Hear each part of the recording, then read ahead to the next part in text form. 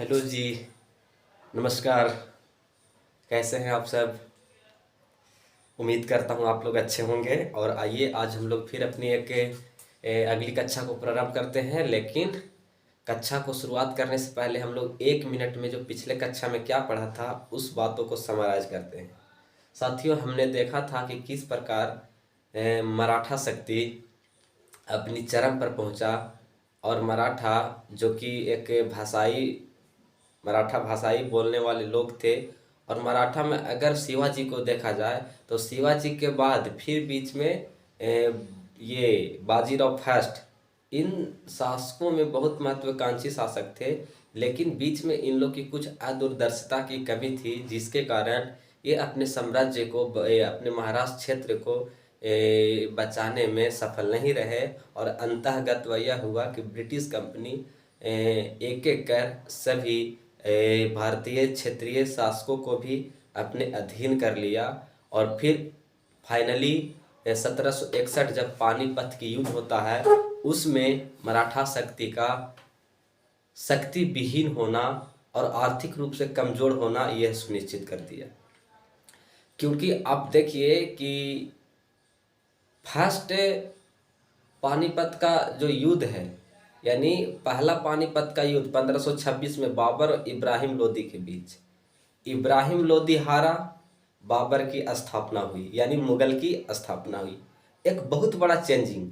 फिर दूसरा देखिए तो 1556 में आप देखते हैं तो अकबर प्लस हेमू, यानी अकबर का दूसरी, यानी मुगल का दूसरी सबसे बड़ी जीत। पानीपत का मैं सेकंड का बात कर रहा हूँ, और अकबर की सॉरी हेमू की हार। अगर यहाँ पे अकबर हार जाता, हेमू जीत जाता, तो हिंदू राष्ट्र की स्थापना हो जाती और मुगल कहीं ना कहीं शक्ति विहीन हो जाता। हो सकता है कि में भी भारत से इसकी साम्राज्य का अंत हो जाता। लेकिन दूसरी युद्ध में जो हेमू के बीच हुआ, मुगलों के लिए एक और अवसर की आवश्यकता प्रदान हो गई। उसी के दरमियान देखते हैं 1761 में मराठा और अब्दालियों के बीच जब युद्ध हुआ, तो इसमें मराठा पूरी तरह से क्षतिग्रस्त हो गए। अब इसकी आर्थिक स्थितियां लुट गई। और फिर अंततः ब्रिटिश कंपनी भी इसका लाभ उठा लिया। क्योंकि जब अब्दाली का आक्रमण हुआ और 1761 में पानीपत का युद्ध हुआ, तो मराठा हार गया, तो मराठा तो लौट गया महाराष्ट्र के क्षेत्र में। अब्दाली भी वहां से लूटपाट मचाया युद्ध के बाद और लौट गया अपना क्षेत्र में। और मुगल तो दिल्ली में कमजोर था। अब देखिए कि राजनीतिक शून्य की स्थिति था, और यही शून्य का स्थिति भरने का काम करेंगे कौन? तो अंग्रेज शक्ति, ब्रिटिश ईस्ट इंडिया कंपनी। तीन गुट जब आपस में लड़ रहा था और तीनों शक्ति विहीन हो गया, इसी के दरमियान ब्रिटिश कंपनी का भी ध्यान गया। और ब्रिटिश कंपनी चाहा कि क्यों ना बहती गंगा में हम भी हाथ धो ले। और बहुत ही सतर्की से और बहुत ही एक स्ट्रेटजी और प्लानिंग और पराकाष्ठा के तौर से इन्होंने अपना साम्राज्य की नींव डाली। और बल्कि साम्राज्य की नींव ही नहीं डाला, अपना साम्राज्य को बनाने में पॉलिटिकल एम्बिशन के तौर पर सक्षम रहा। तो आज उन सब बातों को हमने कल देख लिया था, इसलिए मैं थोड़ा रिकैप कर लिया 1 मिनट में। लेकिन आज जो हम लोग बात करेंगे वो बात होगा ब्रिटिश कंपनी का बंगाल विजय। बंगाल के बारे में मैंने आपको पहले भी थोड़ी संक्षेप में बताया प्रीलिम्स के नज़र से। लेकिन यहाँ जो प्रश्न बनते हैं वो मेंस और प्रीलिम्स दोनों के बनते हैं, लेकिन मैं मेंस के पॉइंट ऑफ व्यू से ज़्यादा फोकस करके बताऊंगा। तो देखिए, बंगाल, ब्रिटिश कंपनी का बंगाल जीत। तो बंगाल जीत क्यों? आखिर बंगाल को ये क्यों जीतना चाहते थे? आखिर बंगाल के क्षेत्रों में इसकी क्या महत्वाकांक्षी थी? तो उसका कुछ बिंदु है जो जानिए। सबसे पहले जो बंगाल था, राजस्व की दृष्टि से बहुत बड़ा केंद्र था। राजस्व मतलब रेवेन्यू। अगर ब्रिटिश कंपनी बंगाल को नियंत्रण में करती है, उसके अधीन अगर बंगाल आ जाता है, तो बंगाल एक बहुत बड़ा ट्रेडर और व्यापारिक केंद्र था, जहां से उसकी राजस्व की प्राप्ति अधिक हो सकती थी। तो पहला। दूसरा जो है कृषि, उद्योग और व्यापार के दृष्टि से सामरिक स्थल। अब देखिए वहां पे एग्रीकल्चर बहुत होते थे, तो कृषि होगा।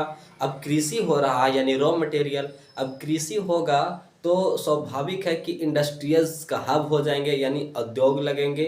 और उद्योग लगेंगे तो उससे क्या होगा? व्यापारिक गतिविधियां बढ़ेगी। तो ये दूसरा। और तीसरा देखिए तो समुद्र तट पर होना, बंगाल समुद्र तट पर था।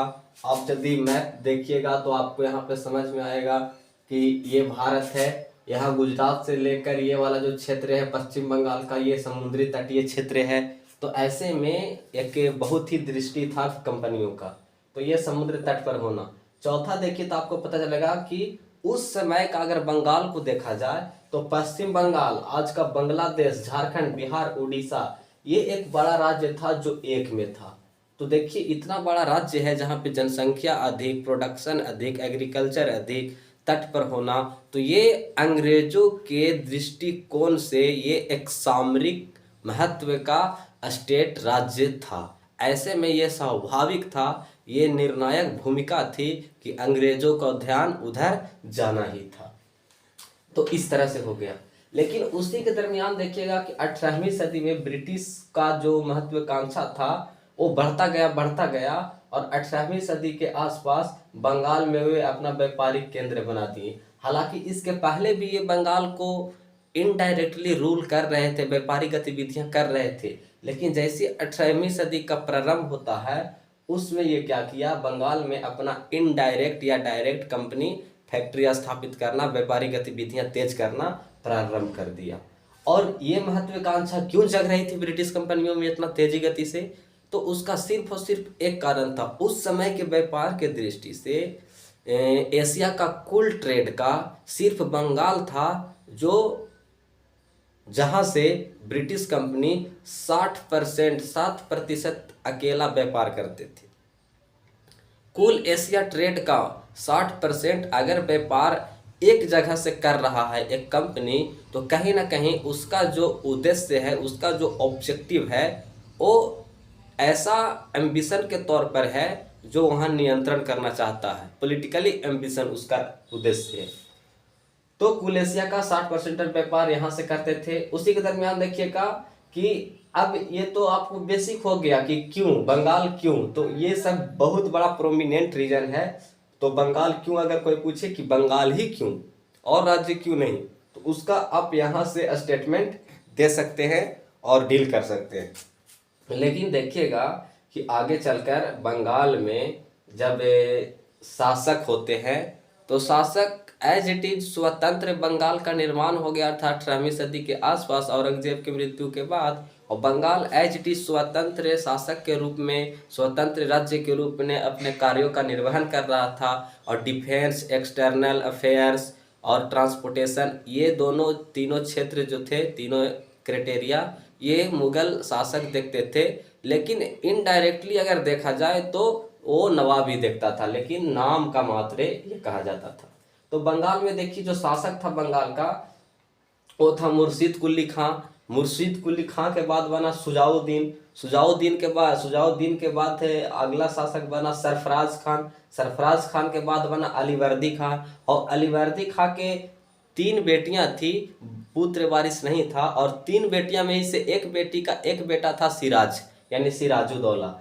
तो अलीवर्दी खां के बाद शासक कौन बना, सिराजुद्दौला बना। शायद आपको दिख नहीं रहा होगा तो मैं बोल रहा हूँ। अब सिराजुद्दौला जब शासक बना तो इसके शासक बनने के दौरान इसकी बहुत सारे शासक बनने के लिए और भी कुछ लोग थे जो महत्वाकांक्षा जता रहे थे। उसमें मुख्य तौर पर नाम आता है घसीटी बेगम और शौकत जंग। घसीटी बेगम और शौकत जंग आखिर ये क्यों चाह रहे थे कि शासक पर मैं बनूं? इसके पीछे ब्रिटिश कंपनी उत्साहित थी कि हमारे मर्जी का व्यक्ति कोई गद्दी पर बैठे, क्योंकि सिराज ब्रिटिश कंपनी के लिए एक महत्वाकांक्षी व्यक्ति था। सिराज कंपनी का दाल गलने नहीं दे रहा था। ऐसे में कंपनी ये सोची कि अगर मेरे द्वारा, मेरे इशारे पर अगर कोई व्यक्ति गद्दी पर बैठ जाता है, नवाब बन जाता है, तो हम यहाँ से ढेर सारे संसाधन और सुख सुविधाएं प्राप्त कर सकते हैं। तो ऐसे में घसीटी बेगम और शौकत जंग को प्रभावित किया कौन, अंग्रेज, कि आप शासक बनो, मैं आपका सहायता करूंगा। हालांकि युद्ध चला और युद्ध में घसीटी बेगम और शौकत जंग को बुरी तरह से सिराज जो है हराने में सक्षम रहा, हरा दिया। लेकिन अगर इसका तत्कालिक कारण देखा जाए तो तात्कालिक कारण है, आपको जो पता चलेगा कि इसका तात्कालिक कारण क्या था। आखिर बंगाल में सिराज अगर जा रहा है तो इसका तात्कालिक कारण क्या था। तो तत्कालिक कारण के उपरांत आप देखिए तो कंपनी प्लस सिराज में टकराव हो गया। जब घसीटी बेगम और शौकत जंग के माध्यम से इनडायरेक्टली कंपनी अपना नवाब नहीं बना पाया, तो ऐसे में स्वाभाविक था कि जो आगे गतिविधियां होगा वो डायरेक्ट कंपनी और सिराज के बीच होगा। तो इसका तात्कालिक कारण क्या था, सिराज और कंपनी के बीच द्वंद्व का? तो तात्कालिक कारण था दुर्गीकरण। दुर्गीकरण क्या होता है, इस चीज को समझिए। कलकत्ता में ब्रिटिश कंपनी जिस क्षेत्र में रहती थी उस क्षेत्र में फोर्टिफिकेशन करना शुरू कर दिया, यानी किले बनाना शुरू कर दिया, दुर्ग, बड़े बड़े दीवारें, और उसके बाहर तोप लगाना शुरू कर दिया। तो ऐसे में जो बंगाल का नवाब है सिराजुद्दौला, उसको इस बात का ज्ञान हुआ कि ब्रिटिश कंपनी मात्र व्यापार ही नहीं कर रही है, ये तो यहाँ के स्थानीय पॉलिटिकली इंटरफेरेंस कर रही है। ऐसे में सिराजुद्दौला ने इसको यह चेतावनी दिया कि आप दुर्गीकरण करना बंद करिए, क्योंकि एक छोटी सी व्यापारी को दुर्गीकरण की आवश्यकता क्यों है। तो इसके पीछे कंपनी का तर्क ये था कि हमारे बहुत सारे भारत में दुश्मन है, मराठा भी है, मैसूर भी है, अब्दाली का भी आक्रमण बार बार हो रहा है, और फ्रेंच भी है बंगाल में जो हमारा कट्टर दुश्मन है। ऐसे में हम सुरक्षा के दृष्टि से फोर्टिफिकेशन, किलाबंदी, दुर्गीकरण कर रहे हैं। तो कंपनी ये उद्देश्य था। लेकिन यहाँ पे सिराज कहते हैं कि यदि आपको बंगाल में इतना खतरा है तो आप यहाँ व्यापार कर ही क्यों रहे हैं, आप निकल जाइए, आपको बुलावा तो नहीं ना आया है। तो ऐसे में सिराज ने यह तर्क दिया कि यदि आपको इस दृष्टि से ये लगता है कि बंगाल में मेरे लिए व्यापार करना सेफ नहीं है तो आप निकल जाइए।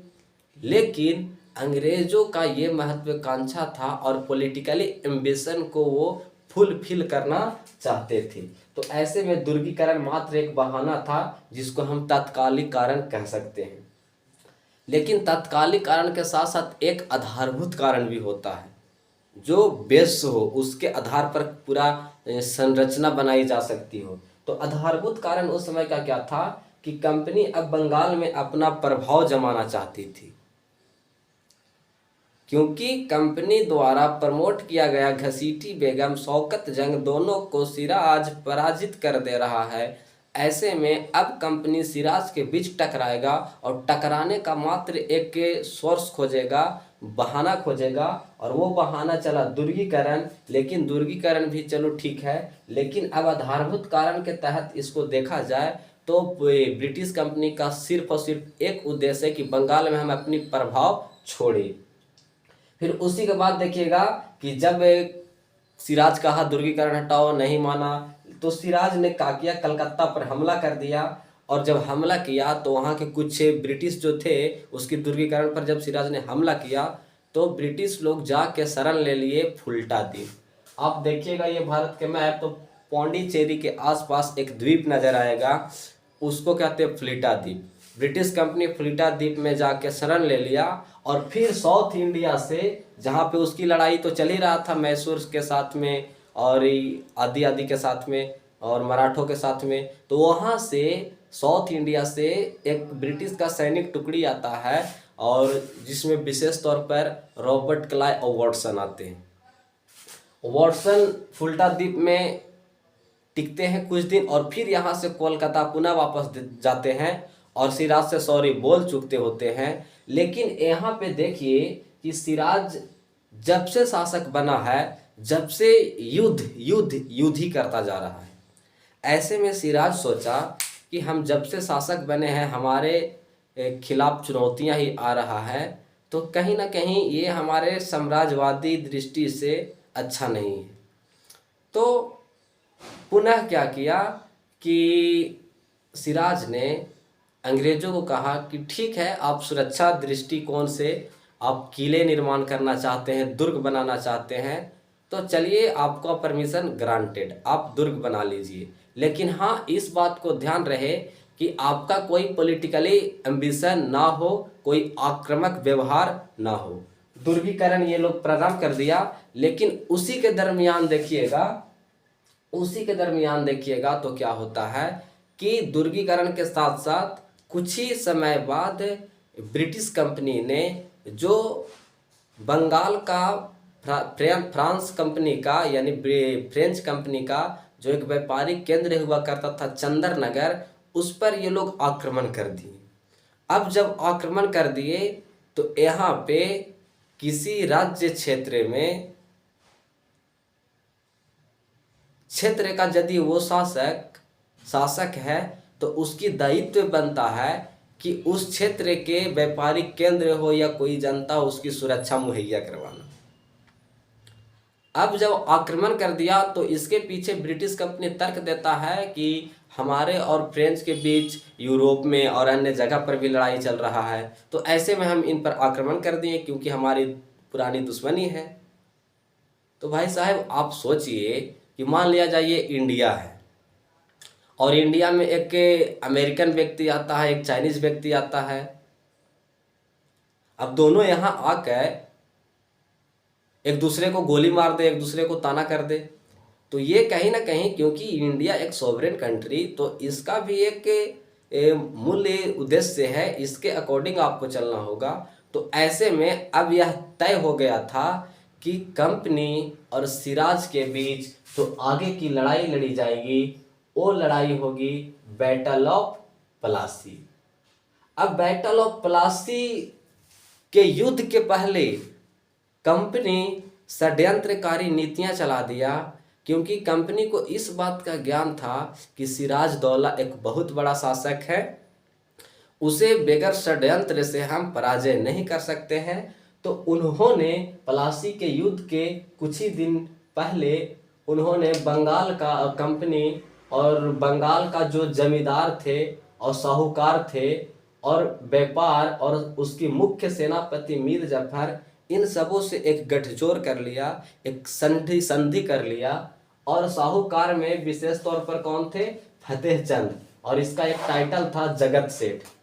एकदम बहुत इंपॉर्टेंट ये बात पूछी जाती है, साहूकार का कभी कभी टाइटल भी पूछ दिया जाता है, कभी नाम भी पूछ जाता है। साहूकार कौन था? तो फतेह चंद, और इसका टाइटल था जगत सेठ। इन सबों से एक समझौता कर ली कंपनी, और फिर आगे जो युद्ध होने वाला है वो युद्ध होगा बैटल ऑफ प्लासी। इन सबों के कंपनी, जमींदार, साहूकार, फतेह चंद, जगत सेठ, टाइटल, व्यापार और मुख्य सेनापति मीर जफर, इन सब के अलावा और भी अन्य लोग थे। मानिक चंद, बंगाल के ही व्यापारी लोग थे, अमित चंद आदि लोग थे जो कंपनी के सपोर्ट में आ गए। अब जो लड़े जाने वाला युद्ध है वो युद्ध है बैटल ऑफ प्लासी। 23 जून 1757 को प्लासी की लड़ाई प्लासी की मैदान में प्रारंभ होती है। कब होती है तो मैं यहाँ पे लिख दिया हूँ 23 जून 1757। क्यों होती है तो इसका तात्कालिक कारण देखिए तो पता चलेगा कि चंदर नगर पर कंपनी का आक्रमण, और फिर सिराज ने चाहा कि जो चंदर नगर पर कंपनी का हमला हुआ है उसका बदला इससे लिया जाए, कंपनी को सजा दिया जाए। लेकिन वास्तव में कंपनी की तो महत्वाकांक्षा ये थी कि हम पॉलिटिकली एम्बिशन को फुलफिल करें। इसी के दरमियान देखिएगा जब प्लासी का युद्ध होता है तो प्लासी की लड़ाई हो रहा था, एक तरफ कंपनी का सेना, मुट्ठी भर सेना, और एक तरफ बहुत बड़ी सेना जो था सिराज का था। लेकिन सिराज का मुख्य सेनापति ही अंग्रेजों से गठजोड़ कर चुका था, क्योंकि मीर जफर में भी महत्वाकांक्षी था कि हम अगला नवाब बने। तो ये स्वाभाविक था कि अंग्रेजों ने जो नीतियां अपनाई, जो षड्यंत्रकारी नीतियां चलाई मीर जफर और सिराज के बीच में, वो सफल रहा। लड़ाई लगभग 1 घंटा चला, और 1 घंटा के अंदर मीर जफर जो कि अंग्रेजों से मिल चुका था, वो बंगाल से बोलता है, जो बंगाल का नवाब थे सिराज, उससे बोलता है कि सर हम खुफिया जानकारियों से यह पता लगाए हैं कि हम लोग युद्ध हारने वाले हैं, ऐसे में नवाब को सुरक्षित रहना बहुत ज़रूरी है। अगर नवाब जिंदा रहेगा तो हम फिर सैन्य तैयारी करके युद्ध के मैदान में चले जाएंगे। लेकिन नवाब ने अपने मुख्य सेना एक सैनिक थे जैसे मीर मदान और मोहन लाल था, इन लोगों को बुलाकर पूछा कि युद्ध का क्या स्थिति है। तो इन लोगों ने कहा कि सर हम अपने अपने मोर्चा पर टिके हुए हैं, हम ब्रिटिशर्सों को दांत खट्टे कर देंगे। लेकिन जो मीर जफर ने सिराज से बातें कही कि सर हम लोग युद्ध हारने वाले हैं, इस बात को मान लेना ही सिराज के लिए अदूरदर्शिता थी। सिराज मानता क्यों नहीं? क्योंकि किसी का मुख्य सेनापति अगर कोई एडवाइस दे रहा है तो सिराज को भी लगा कि सच में ये जानकारी लेकर ही बोल रहा होगा। ऐसे में सिराज को मीर जफर अपने बेटा मीरन के साथ भेजा और रास्ते में सिराज का काम तमाम। कोई कहता है कि महल में जाने के बाद मारा गया, कोई कहता है रास्ते में ही मीरन खड़ा था और उसका काम तमाम कर दिया। तो इन सब बातों के बीच उभलना नहीं है, सिर्फ और सिर्फ ये समझना है कि यहाँ पे सिराज की हत्या हो जाती है। अब हत्या हो जाती है तो ये पलासी की लड़ाई जो कि समाप्त होने के था, लेकिन जो कंपनी का जो महत्वाकांक्षा थी वो महत्वाकांक्षा वास्तव में थी बंगाल में अपनी पॉलिटिकली एम्बिशन को फुलफिल करना। तो महत्वाकांक्षा क्या थी इसका प्रमाण भी तो देना पड़ेगा। जब तक प्रमाण हम नहीं देंगे तो बात स्पष्ट नहीं होगा। तो महत्वाकांक्षा के ब्रिटिश के महत्वाकांक्षा के पॉइंट को अगर देखा जाए कि क्यों था, इसका प्रमाण क्या था, तो फर्स्ट देखिए, अगर कोई व्यापारिक कंपनी है तो कंपनी को दुर्गीकरण की आवश्यकता क्यों पड़ती है? आप व्यापार है, व्यापारिक कंपनी है, व्यापार कीजिए। अगर आप दुर्गीकरण करना चाह रहे हैं तो कहीं ना कहीं आपका जो सोच है वो प्रत्यक्ष रूप से आपको राजनीतिक और आर्थिक हित को ध्यान है। तो व्यापारिक कंपनी को दुर्गीकरण की आवश्यकता नहीं होती। दूसरी बात, अलीनगर की संधि के बाद ही सिराज ने दुर्गीकरण का परमिशन ग्रांटेड किया था। कैसे किया था? 1 मिनट में समझ लीजिए। जब सिराज को लगा कि हम जब से शासक बने हैं युद्ध ही युद्ध कर रहे हैं, तो ऐसे में उन्होंने क्या किया कि अलीनगर के संधि कर लिया। और अलीनगर के संधि के तहत क्या किया कि अंग्रेजों को ये परमिशन दे दिया कि आप जाइए और दुर्ग बना लीजिए, लेकिन आपका उद्देश्य सिर्फ और सिर्फ क्या हो? सुरक्षा का हो। अलीनगर का बात यहाँ से कहाँ आया? अलीनगर क्या है? तो आपको पता है कि जब आक्रमण किया था सिराज बंगाल के कोलकाता पर, तो कोलकाता पर आक्रमण कर लिया था और वहाँ के जो कोलकाता था उसी का नाम दे दिया था अलीनगर। और फिर ही अलीनगर के साथ एक संधि हो जाता है अंग्रेजों और सिराज के बीच। तो यानी कोलकाता ही क्या है? अलीनगर है। समझिए इस बात को। फिर देखिए कि चंद्रनगर पर हमला, ये क्या है? हमला, अगर आप किसी क्षेत्र में आपको रहने का परमिशन ग्रांटेड है तो आप रहिए। अगर किसी कंपनी पर जो कि वो भी यूरोप के कंपनी है, व्यापार कर रहा है, अगर उस पर आप हमला कर रहे हैं तो आपका उद्देश्य सिर्फ और सिर्फ आर्थिक उद्देश्य को पूर्ति करना है और आप चाहते हैं कि यहाँ से ये कंपनी निकल जाए और सिर्फ हम व्यापार से लाभ कमाएं। चंद्रनगर पर हमला, पलासी ही शुरुआत ही नहीं बल्कि पलासी ना ही शुरुआत थी और ना ही अंत। यानी ऐसा नहीं, उसके पहले भी तो युद्ध हो चुके थे, यानी ऐसा नहीं पलासी इसकी शुरुआत है और फिर इसी के साथ अंत है। ये एक बैकग्राउंड तैयार हो रहा है।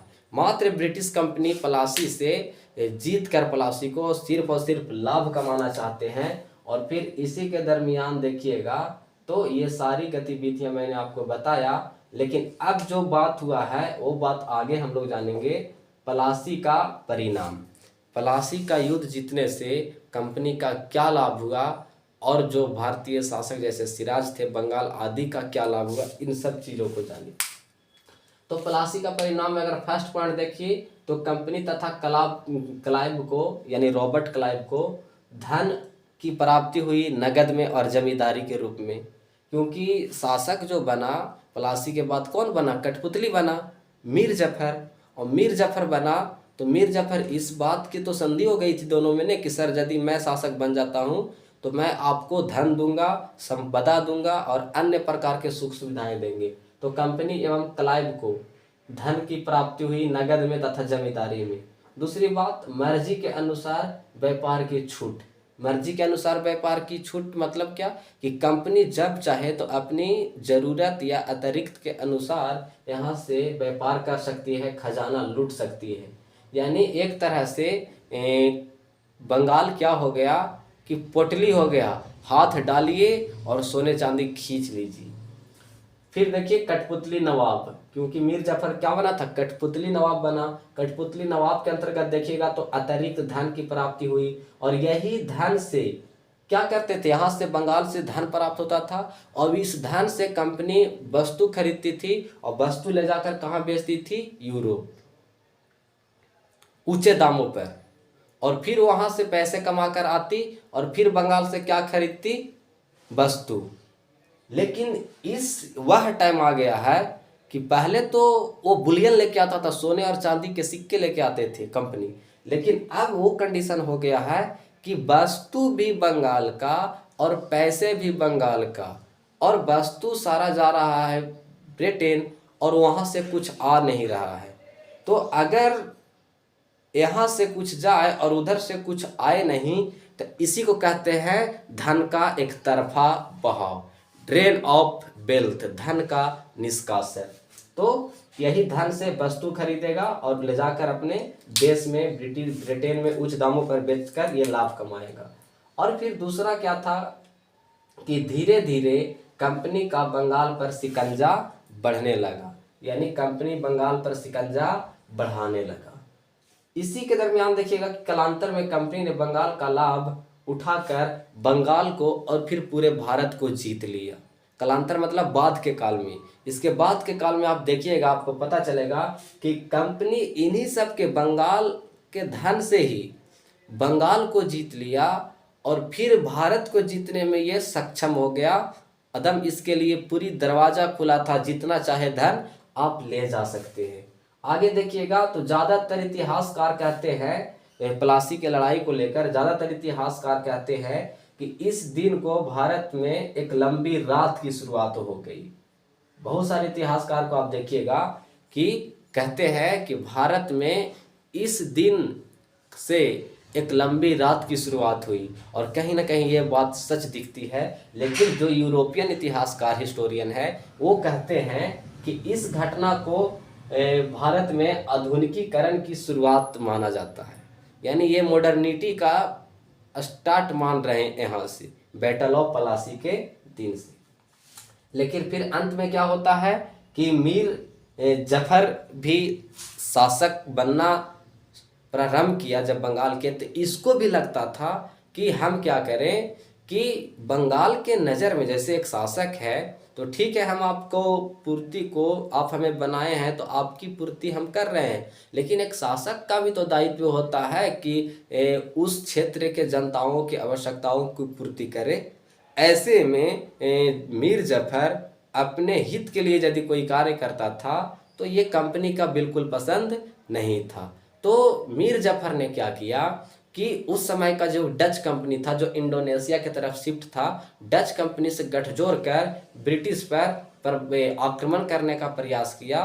और फिर इसके बाद देखिएगा तो ब्रिटिश कंपनी मीर जफर को गद्दी पर से उतार देता है और फिर किसको बना देता है, मीर कासिम को। तो फिर देखिए इसके बाद गद्दी पर कौन बैठता है, मीर कासिम। लेकिन मीर कासिम एक महत्वाकांक्षी व्यक्ति था। मीर कासिम जो वास्तविक शासक बनना चाहता था और कंपनी है जो कठपुतली शासक बनाना चाहता था। ऐसे में यह तय था कि कंपनी और मीर कासिम के बीच अंतःद्वंद हो जाए, और ये हुआ भी। अंतःगत्व क्या हुआ कि कंपनी मीर कासिम को भी गद्दी पर से उतार दिया और फिर मीर जफर सॉरी बोल चुका था, मीर जफर को गद्दी पर बैठा दिया।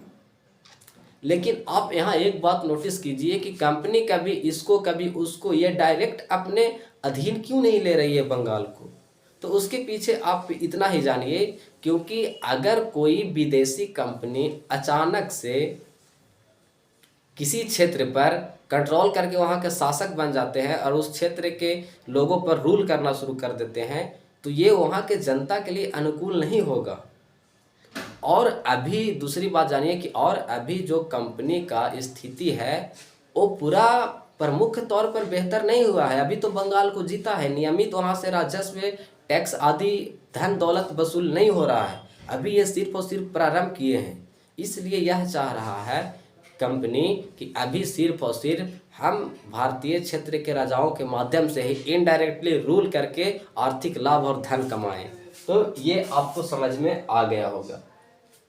अब मीर कासिम को उतार दिया तो मीर कासिम एक महत्वाकांक्षी व्यक्ति था। अब इसी के बाद जो है अब आगे लड़ाई होगा बैटल ऑफ बक्सर, यानी बक्सर का युद्ध। बक्सर कहाँ है? बिहार में है। लेकिन बिहार में है तो इसका पृष्ठभूमि कैसे बना? जब नवाब मीर कासिम को लगा कि जिस क्षेत्र में हम शासन कर रहे हैं बंगाल में, यहाँ पे ब्रिटिश कंपनी का डोमिनेंस प्रभुत्व बहुत ज़्यादा है। ऐसे में हम ब्रिटिश चाहते तो हैं कि बंगाल के जनता को सेवा करें, लेकिन जो बीच में एक कंपनी आ जा रही है, इसकी महत्वाकांक्षा आर्थिक लाभ के तौर पर जग जा रही है। ऐसे में हम कर नहीं पा रहे हैं। तो ये क्या करते हैं मीर कासिम कि बंगाल का उस समय का जो राजधानी होता था मुर्शिदाबाद, वहाँ से बदल कर कैपिटल बना दिया मुंगेर। मुंगेर कैपिटल बनाया और वहीं पे बंदूक, रिवॉल्वर, बंदूक खोलने की कारखाना लगाई। और फिर हालांकि इस कारखाना का डेवलप होना, इसके लिए मौका नहीं मिला। और फिर इन सब गतिविधियों के देखते हुए बक्सर की लड़ाई हुई। बिहार में बक्सर पड़ता है और इस लड़ाई में एक तरफ कंपनी और एक तरफ त्रिपक्षीय गुट। और त्रिपक्षीय गुट में कौन? तो मुगल शासक शाह आलम द्वितीय और मीर कासिम, जो बंगाल से गद्दी पर से उतारा गया था वो शासक मीर कासिम, और अवध का भी नवाब था शुजाउद्दौला। इन सब लोगों में क्या हुआ कि बक्सर की लड़ाई हुई। और बक्सर के लड़ाई के बाद आप देखिएगा तो बंगाल में इनडायरेक्टली या डायरेक्टली ब्रिटिश कंपनी की रूल होने लगती है। और यहीं से शुरुआत होता है, द्वैध शासन लगाते हैं। खैर इसके बारे में 2 मिनट में जानते हैं, लेकिन अभी जान लीजिए कि बक्सर का युद्ध का एक तात्कालिक कारण भी था। लेकिन वो तात्कालिक कारण क्या था? कारण सभी प्रोमिनेंट है, मैंने जो पीछे बताया वो भी कारण था, लेकिन तात्कालिक कारण भी होती है। वो तात्कालिक कारण था क्या? कि दस्तक का दुरुपयोग। दस्तक का दुरुपयोग क्या था मैं अभी बताता हूँ। दस्तक का दुरुपयोग। फिर उसी के दरमियान देखिएगा कि आधारभूत कारण क्या था। तो आधारभूत कारण था कि जो नवाब था मीर कासिम, वो वास्तविक शासक बनना चाहता था, लेकिन कंपनी उसे कठपुतली बनाना चाहती थी। इसलिए फिर मैंने अभी बताया राजधानी के मामला, राजधानी मुर्शिदाबाद से मुंगेर बनाया, मुंगेर में ही बंदूक का कारखाना खोला। हालांकि इसको फल फूलने का समय नहीं मिला। लेकिन दस्तक का दुरुपयोग का मामला क्या है? तो इसको देखिए। दस्तक कंपनी को प्रदान किया था मुगल शासक फर्रुखसियर। वो सिर्फ और सिर्फ इस उद्देश्य से दस्तक जारी किया था कि आप विदेश व्यापार करो, और जब विदेश व्यापार आप करिएगा तो स्थानीय जो व्यापारी होते हैं उसकी प्रतिस्पर्धी आपको बनना नहीं पड़ेगा, ना आप बनेंगे ना वो आपका बनेगा। लेकिन मिस यूज करते हुए क्या किया कि बंगाल के युद्ध के बाद अब बहुत बड़ा साम्राज्य को मालिक बनना है कंपनी को, तो कंपनी क्या करेगी?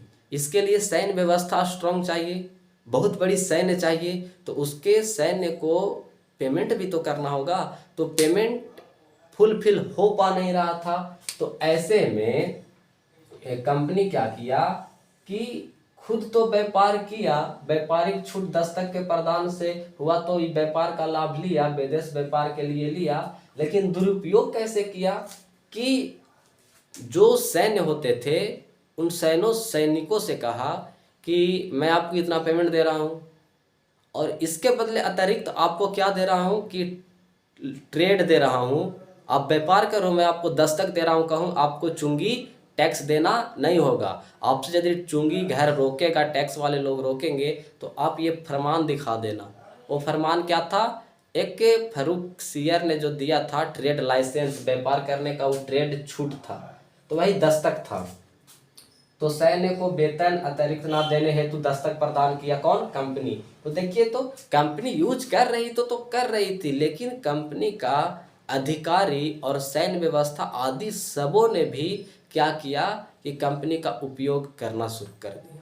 उसके साथ साथ भारतीय व्यापारियों ने भी इसका दुरुपयोग करना शुरू कर दिया। कंपनी कहता था कि मान लिया जाए आप 10,000 के सामान खरीदे, 2,000 उस पर टैक्स है, लेकिन आप ये दिखा देना दस्तक, तो 2,000 रुपया माफ, यानी 1,000 मेरा मुनाफा, 1,000 आपका मुनाफा। तो कहीं ना कहीं ये दस्तक का दुरुपयोग हो रहा था। लेकिन दस्तक का दुरुपयोग यदि बंद नहीं हो रहा था तो उसी के दरमियान क्या किया कि मीर जफर ने दस्तक का समाधान निकालने के लिए बंगाल में फ्री ट्रेड प्रारंभ कर दिया। ऐसे में कंपनी घाटा में जा रही थी। अब घाटा में जा रही थी, स्वाभाविक था कि मीर जफर और फिर एक कंपनी के बीच लड़ाई होगा। इसी के बाद कंपनी मीर कासिम को हटा दिया और फिर मीर कासिम भागा तो आ गया यूपी में, बिहार के आसपास। और फिर अवध का नवाब शुजा-उद-दौला, मुगल शासक शाह आलम द्वितीय और फिर स्वयं मीर कासिम, तीनों ने मिलकर युद्ध में लड़ाई लड़ा। बक्सर के युद्ध का नेतृत्व कंपनी की तरफ से हेक्टर मुनरो कर रहा था। अंततः वह यह हुआ, ये लड़ाई में भी कंपनी जीतने में सफल पाई।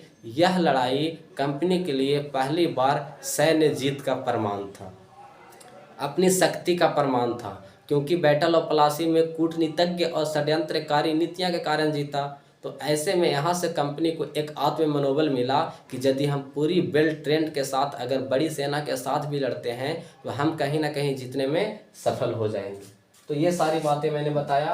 अब आपको पता चलेगा कि बक्सर की लड़ाई का परिणाम आखिर क्या रिजल्ट रहा बक्सर की लड़ाई का। तो परिणाम में आप जानिए कि मुगल शासक कंपनी के प्रभाव के अधीन चला गया।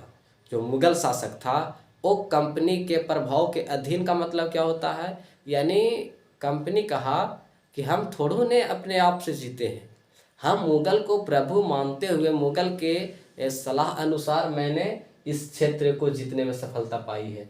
अवध का नवाब कंपनी को क्षेत्र में गया और फिर कंपनी को धन दिया, दौलत दिया। थर्ड देखिएगा कि बंगाल में द्वैत शासन लग गया। द्वैत शासन का मतलब क्या होता है कि बंगाल का कंपनी का भी शासन है, बंगाल का नवाब का भी शासन है, लेकिन इसमें जो कंपनी के पास अधिकार आ गया वो आ गया राजस्व यानी दीवानी का अधिकार, रेवेन्यू टैक्स कलेक्शन करने का अधिकार। और बंगाल को आ गया, बंगाल के जो नवाब था उसको दे दिया गया फौजीदारी यानी जनरल एडमिनिस्ट्रेशन चलाने का अधिकार। यानी राजस्व से मान लिया जाए 100 रुपया पैसा कलेक्शन करती है कंपनी, तो मात्र 50 रुपया दे दिया किसको, नवाब को, कि आप शासन चलाओ। और नवाब पूछा बाकी पैसा, तो कहा ये मेरा लाभांश, ये मेरा मुनाफा। तो ये था द्वैध शासन, जहाँ पे एक तरफ कंपनी भी रूल कर रही है इनडायरेक्टली या डायरेक्टली, और एक तरफ नवाब भी रूल कर रही है। तो आप समझ लीजिएगा इस बात को। देखिए कंपनी पहली बार ये बड़ी सैन्य जीत था, मैंने आपको बताया। इसी रास्ते बंगाल एवं भारत में कंपनी की सत्ता स्थापित करने में सफलता हो गई। तो इस तरह से हमने सारी बातों को बता दिया, बहुत ही संक्षेप और बहुत ही तथ्य के साथ, क्योंकि यही सब तथ्य जो है आपको एग्जाम में काम आएगा, इसके अलावा कुछ काम आने वाला नहीं है। आपको यदि मैं ये सब नोट करा देता हूँ, अगर लैंग्वेज भी अगर हम बना दें तो फिर आप एग्जाम में क्या लेकर जाओगे। ये की पॉइंट्स भी है, अगर एक पॉइंट को पकड़ो तो उसको तिल के ताड़ करके रख दो। तो आज की कक्षा यहीं पर रुक जाएगी, मिलेंगे नेक्स्ट क्लास में। Thank you. जय हिंद, जय भारत।